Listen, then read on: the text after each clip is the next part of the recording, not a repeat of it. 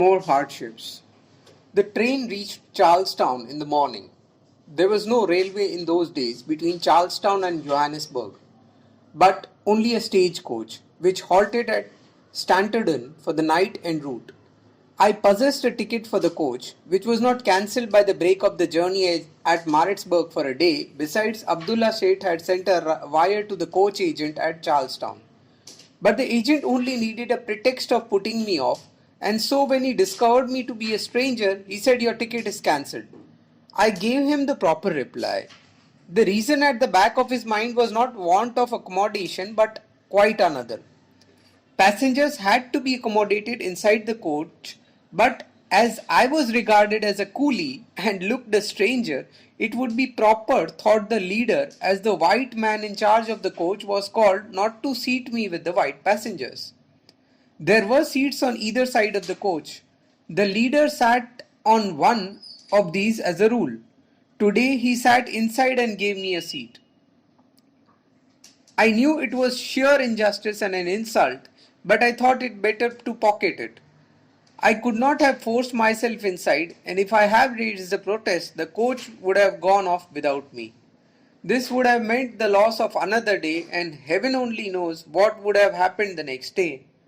So much as I fretted within myself, I prudently sat next to the coachman. At about 3 o'clock, the coach reached Perdekop. Now the leader desired to sit where I was seated, as he wanted to smoke and possibly to have some fresh air. So he took a piece of dirty sackcloth from the driver, spread it on the footboard, and addressing me said, "Swami, you sit on this. I want to sit near the driver." The insult was more than I could bear. In fear and trembling, I said to him, "It is you who have seated me here. Though I have been accommodated inside, I put up with the insult. Now that you want to sit outside and smoke, you would have me sit at your feet. I will not do so, but I am prepared to sit inside." As I was struggling through these sentences, the man came down upon me and began heavily to box my ears. He seized me by the arm and tried to drag me down. I clung to the brass rails of the coach box and was determined to keep my hold even at the risk of breaking my wrist bones. The passengers were witnessing the scene, the man swearing at me, dragging and belabouring me, and I remaining still. He was strong and I was weak. Some of the passengers were moved to pity and exclaimed, "Man, let him alone. Don't beat him. He's not to blame. He's right. If he can't stay here, let him come and sit with us." "No fear," cried the man, but he seemed somewhat crestfallen and stopped beating me.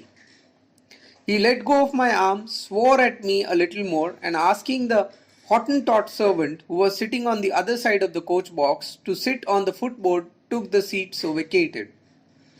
The passengers took their seats, and the whistle given, the coach rattled away. My heart was beating fast within the breast, and I was wondering whether I should ever reach my destination alive.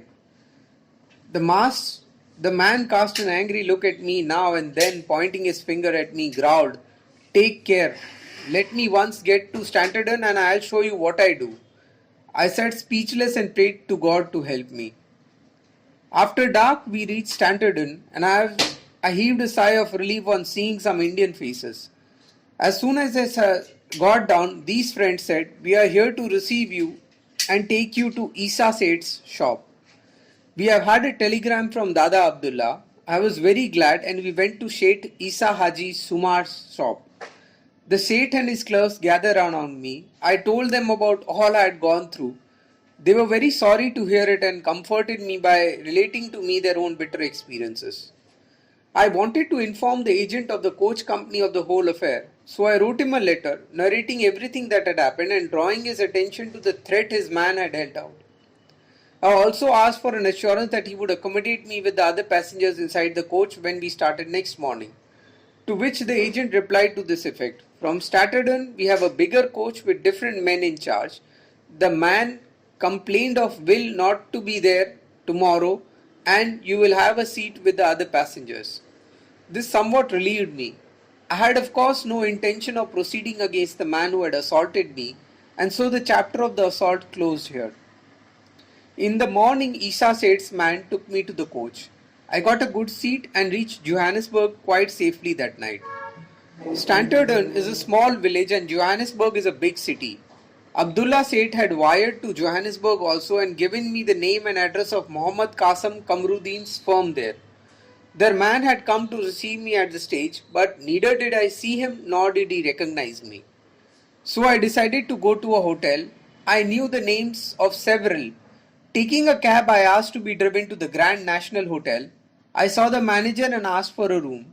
He eyed me for a moment and politely saying, "I am very sorry, we are full up," bade me goodbye. So I asked the cabman to drive to Muhammad Qasim Kamruddin's shop. Here I found Abdul Ghani Seth expecting me and gave me a cordial greeting. He had a hearty laugh over the story of my experience at the hotel. "However did you expect to be admitted to a hotel?" he said. "Why not?" I asked. "You will come to know after you have stayed here for a few days," said he.